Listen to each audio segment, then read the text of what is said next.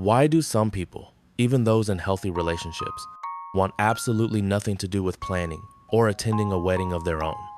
Why do certain guests sit quietly in the back, detached from the ceremony, while others seem perfectly at home in the music, the speeches, the dancing, and the noise? And why do some people walk into a wedding and feel anything but joy? These are questions many people feel guilty for even asking. Society paints weddings as universal celebrations, moments filled with love, family, and hope. But psychology tells us something different. It tells us that weddings, more than almost any other life event, stir up a complex mix of emotions, memories, expectations, and beliefs. And for a significant number of people, those feelings are uncomfortable, overwhelming, or quietly painful. For many, a wedding feels less like a celebration and more like a kind of performance. Weddings are one of the few rituals where everyone, whether they want to be or not, becomes part of the show. Cameras flash, relatives watch closely, and expectations rise like heat in the room. Some people thrive in the spotlight, feeling energized by the attention. But others, especially people who value privacy, modesty, or emotional independence, feel exposed. Psychologists refer to this as evaluation pressure, the internal tension that arises when you sense that you are being observed and judged. Weddings amplify this pressure tenfold.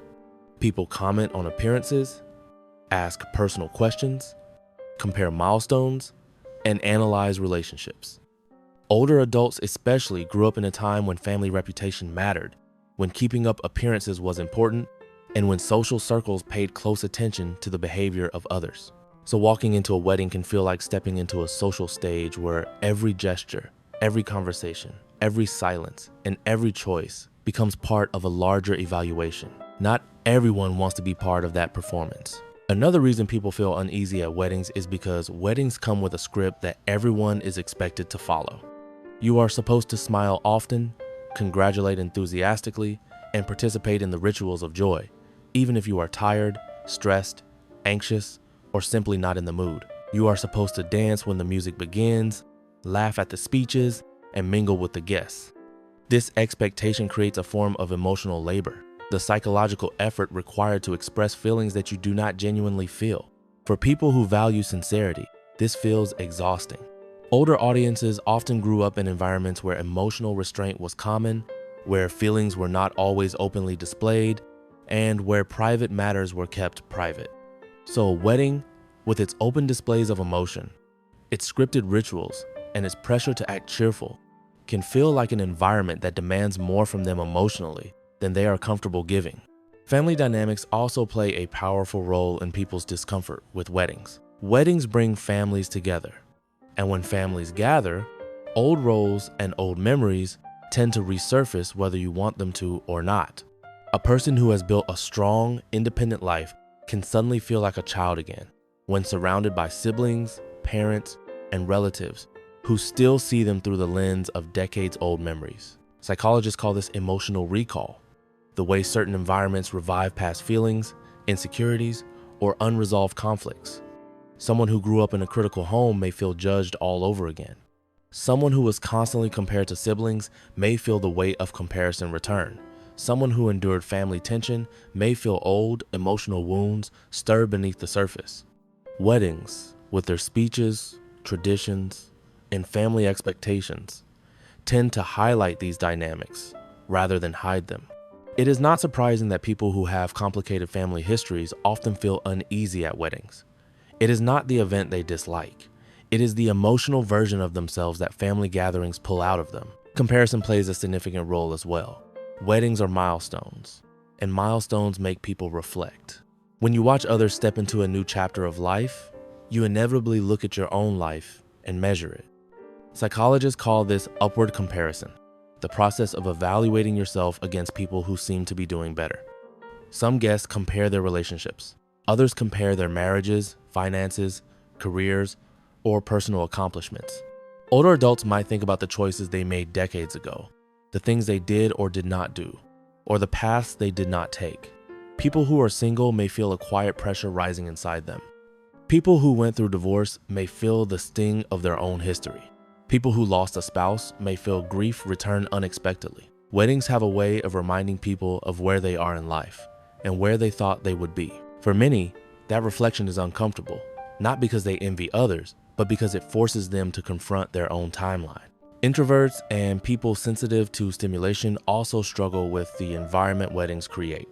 Weddings are built around noise, activity, and constant social interaction. There are bright lights, loud music, crowds of people, and an endless stream of conversations. People greet you, ask you questions, pull you onto the dance floor, or drag you into group photos. For introverts, this is a recipe for exhaustion. Psychology calls this social fatigue, the mental drain that occurs when a person has to interact more than their energy allows. Some people do not dislike weddings themselves. They simply dislike the sensory overwhelm that weddings inevitably produce. They prefer quiet evenings, intimate dinners, or small gatherings, not celebrations with hundreds of people. The older you get, the more comfortable you become with your preferences. And for many, weddings simply do not match the environments where they feel most themselves. Financial discomfort is another factor that influences how people feel about weddings. The modern wedding has grown into a highly commercialized industry, often costing tens of thousands of dollars. For older generations, who were raised to value frugality, stability, and financial caution, the extravagant cost of weddings can feel excessive. Spending large amounts of money on flowers, decor, photography, catering, and venues may seem impractical or unnecessary, especially for a single day. Even attending weddings can be expensive. Buying a gift, traveling, arranging accommodations, buying formal clothing, these costs can create resentment not toward the couple, but toward the pressure society places on people to participate financially in these events. People with practical mindsets or financial responsibilities often feel tension between the emotional meaning of the wedding and the financial burden associated with it. Vulnerability is another subtle but powerful reason why people feel uneasy around weddings. Weddings are emotional occasions filled with sentimental vows, heartfelt speeches, and public displays of affection. For some, especially those who were taught to keep their emotions private, this openness feels uncomfortable.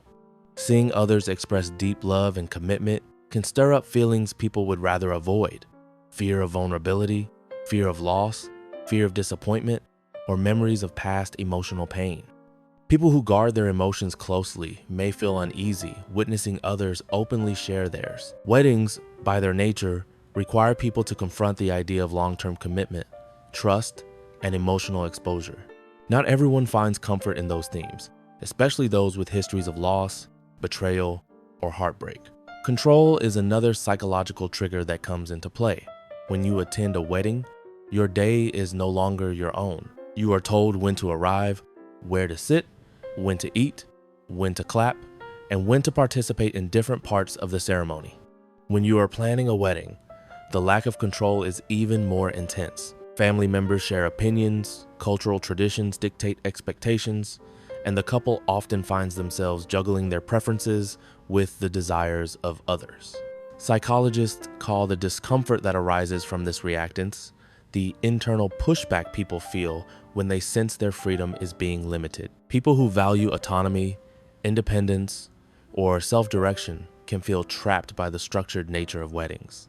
They do not dislike celebration, they just dislike situations where they are not in control of their time or choices. Some people simply do not connect with the traditional symbolism weddings carry. Over the years, society has shifted. Many people now view relationships, commitment, and partnership in more flexible ways than older generations did. They value personal freedom, individuality, emotional independence, and non-traditional paths. Weddings, with their rituals and traditions, feel like remnants of a time when life followed a predictable structure: marriage, children, homeownership, retirement. For many older adults who have lived through changing cultural eras, or who have experienced how complex relationships truly are, the wedding narrative may feel overly simplified or overly idealistic. They prefer authenticity over ceremony, stability over spectacle, and genuine connection over ritualized expression. Weddings also bring up past experiences, some joyful, some painful. For people who have lost loved ones, weddings can bring up grief unexpectedly. Seeing a father walk a daughter down the aisle might remind someone of a parent they lost years ago. Hearing vows may bring up memories of a spouse who has passed away. Watching young couples begin their journey may stir up reflections on relationships that ended, dreams that changed, or paths that took difficult turns. These emotional memories do not mean a person is resentful or bitter. They simply mean that weddings touch a tender part of the human heart, one that carries both joy and sadness.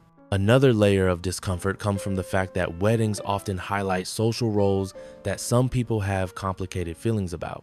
Older adults, especially women, often endure societal expectations about marriage that were far more restrictive than what younger generations face today. Some feel a quiet resistance to the idea that marriage is a necessary milestone or a defining moment. For them, disliking weddings is a form of reclaiming independence, a way of letting go of outdated pressures that once dictated what their lives should look like. Some people dislike weddings because they associate them with unrealistic expectations. Weddings, through movies, advertisements, and cultural stories, are often portrayed as perfect fairy tale moments. Yet most people know from experience that relationships are far more complex than that. Older adults, with decades of life behind them, often see marriages for what they really are: partnerships that require patience, compromise, communication, and emotional maturity. The wedding, with its perfect images and flawless presentations, can feel disconnected from the real work that marriage requires. This disconnect can create quiet skepticism, not toward the couple, but toward the performance of perfection surrounding the event. For people who have been through divorce, weddings can also trigger mixed emotions. Some may feel sadness, others relief, others neutrality, and others a sense of distance. Divorce changes how people view commitment, weddings, and lifelong promises. Being in a wedding environment can remind someone of what once was, what could have been, or what they have learned through painful experience. None of these reactions are negative, they are simply human. Finally, some people dislike weddings for a very simple reason: they find them exhausting. The travel, the social obligations, the noise, the long hours, the emotional energy, the planning, the coordination, it is a lot. And as people age, preserving energy becomes important. Not everyone has the stamina for all-day events, late-night parties, or environments filled with constant activity. Disliking weddings in this sense has nothing to do with psychology or emotion. It is simply about recognizing one's own limits and conserving energy for the moments that truly matter. So why do some people hate weddings? The answer is rarely simple. It is rarely about being cold, cynical, or unromantic. In fact, many people who dislike weddings believe deeply in love, commitment, and partnership. Their discomfort comes from deeper places: pressure, comparison, memories, family dynamics, overstimulation, financial logic, emotional caution, or simply a preference for quieter forms of celebration. Weddings, more than almost any other event, reveal private truths about the people who attend them. They touch nerves, stir memories, and shine light on insecurities. They ask us to perform, to reflect, to compare, and to feel. For some, that is a beautiful experience. For others, it is overwhelming, and that is okay. There is no right or wrong way to feel about weddings. There is only honesty. And the truth is this: weddings do not make everyone happy, and they do not have to. Understanding the psychology behind these feelings reminds us that the human heart is complex, shaped by years, experiences, and the stories we carry inside us. Not liking weddings does not make someone strange. It does not make them cold. It simply makes them human, navigating life with a private world of emotions that weddings happen to illuminate.